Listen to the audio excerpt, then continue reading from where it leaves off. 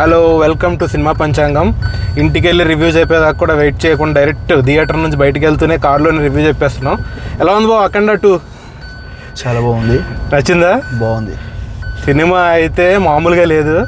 అంటే సినిమా ఏదో అదిరిపోయింది, సూపర్ హిట్ కాదు, కానీ కొన్ని సీన్స్ ఉన్నాయి.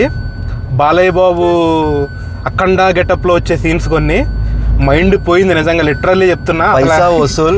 ఆ బాలకృష్ణ సీన్స్ ఏదైతే అఖండ గెటప్ లో ఉన్న సీన్స్ ఏవైతే ఉన్నాయో పైసా వసూల్.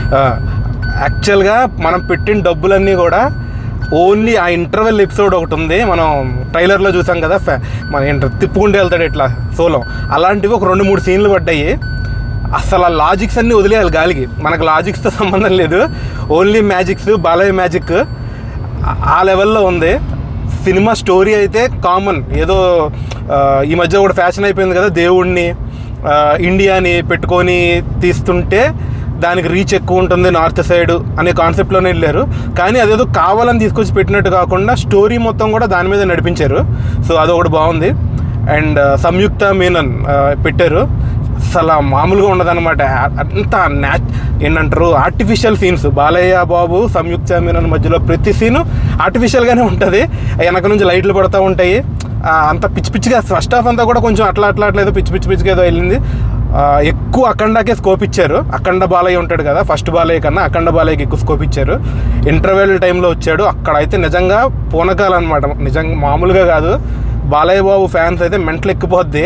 ఇంకో క్వశ్చన్, చెవిలో దూదులు పెట్టుకుని వెళ్ళండి. లిటరల్లీ ఇంటర్వెల్లో ఒక బ్యాక్గ్రౌండ్ మ్యూజిక్ కంటిన్యూ అనమాట, 15-20 మినిట్స్ కంటిన్యూ రన్ అవుతూనే ఉంది. టప్పా అక్కడ తాండవంగా ఉంటుంది కదా, ఆ బ్యాక్గ్రౌండ్ మ్యూజిక్ అంతా అయిపోయింది. సడన్గా ఇంటర్వెల్ అని చెప్పి మొదలైంది అని చెప్పి ఇంటర్వెల్ ఆపేశాడు. ఆపంగానే గుయ్యని సౌండ్ అనమాట చెవు నుంచి. క్లైమాక్స్ లో ఉంటది కదా పోకిరి సినిమాలో చెవు మొత్తం బ్లాక్ అయిపోయింది ఒక కొన్ని సెకండ్స్. లిటరల్లీ ఆ లెవెల్ వచ్చింది సౌండ్. అస్సలు సినిమా స్టార్ట్ అయిన దగ్గర నుంచి ఎండ్ అయ్యేదాకా అస్సలు తమ్మన్ అయితే నిజంగా డప్పులు డ్రమ్ములు ఏది దొరికితే అది పెట్టుకొని టప్పా కొడతానే ఉన్నాడు బ్యాక్గ్రౌండ్ మ్యూజిక్ అయితే. అండ్ బోయపాటి క్రియేటివిటీ అంటే అసలు ఏదో వెళ్ళే మన ఇది రామ్ చరణ్ తేజ్ ఉంటుంది కదా, ఏదో పరిగెత్తుకుంటూ వెళ్ళి ట్రైన్ మీద వెళ్ళి అదేది ఏం సినిమా బాబు అది మర్చిపోయాను, అది మన వినయ విధేయ రామ.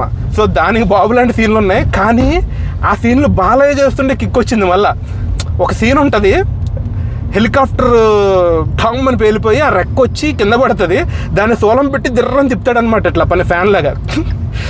అక్కడైతే నిజంగా కేకలే.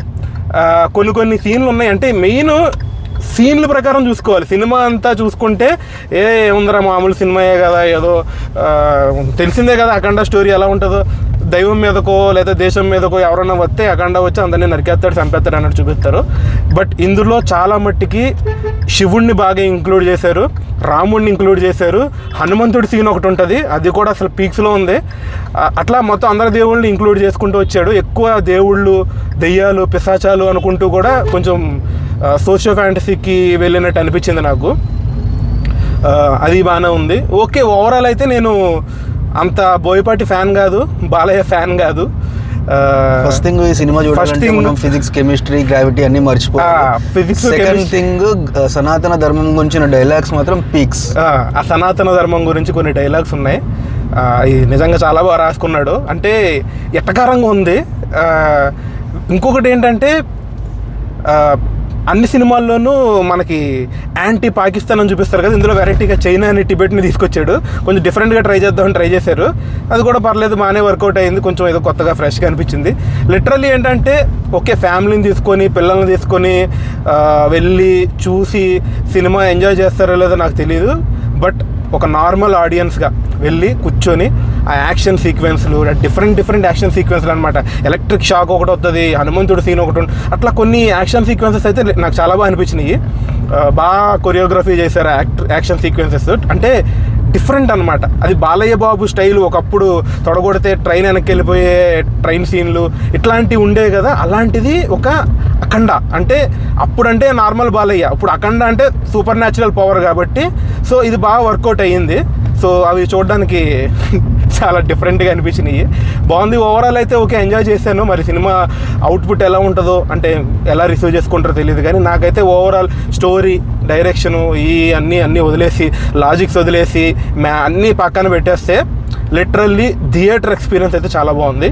థియేటర్కి వచ్చి ఒక ఏంటంటారు బ్యాక్గ్రౌండ్ మ్యూజిక్, ఆ యాక్షన్, డిఫరెంట్ యాక్షన్ సీక్వెన్సెస్ ఇవన్నీ చూసి ఒక మంచి సాటిస్ఫాక్షన్తోనే బయటికి వెళ్తున్నాం. తమన్ మాత్రం 2.5 hours కొడుతూనే ఉన్నాడమ్మా. మా బావకి అయితే మామూలుగా అనిపించలేదు అనమాట. బ్యాక్గ్రౌండ్ మ్యూజిక్, సనాతన ధర్మం డైలాగ్స్ వస్తాయి కొన్ని. ప్రెసెంట్ ఇండియన్ పాలిటిక్స్ కూడా కొంచెం అక్కడక్కడ ఇంక్లూడ్ అవుతాయి. మధ్యలో ఎక్కడో కొంచెం రాహుల్ గాంధీ అని అరిచారు. నాకేం సంబంధం లేదు, జనాలు అరిచారు. నాకు సంబంధం లేదు, జనాలు అరిచారు. సో చాలా లాక్కొచ్చారు, అన్ని చాలా పెట్టాడు. బోయపాటి పైత్యం, బాలయ్య విశ్వరూపం అన్నీ మొత్తం మిక్సీలో వేసి అక్కడ నిజంగా తాండవం చేస్తారు థియేటర్లో. సో వెళ్ళి చూడొచ్చు. టికెట్ డబ్బులు అయితే వేస్ట్ అవ్వవు. ఒక కొత్త ఎక్స్పీరియన్స్, అంటే ఒక ఏంటంటారు మంచి ఎలివేషన్స్ అవి చూసి వచ్చాము. డిఫరెంట్ ఫీల్తో అయితే బయటికి వెళ్తున్నాము. ఇది మన రివ్యూ ఫర్ అఖండ తాండవం. జై అఖండ అంటే అది థర్డ్ పార్ట్ ఏం కాదు. జై అఖండ అంటే ఏదో అఖండాకి జై అని చెప్పినట్టున్నారు అంతే, థర్డ్ పార్ట్ అయితే కాదు. సో ఇది మన రివ్యూ ఫర్ అఖండ తాండవం. జై బాలయ్య. ఓకే, మన సినిమా పంచాంగం సబ్స్క్రైబ్ చేసుకోకపోతే సబ్స్క్రైబ్ చేసుకోండి. Thank you so much for watching. Thank you.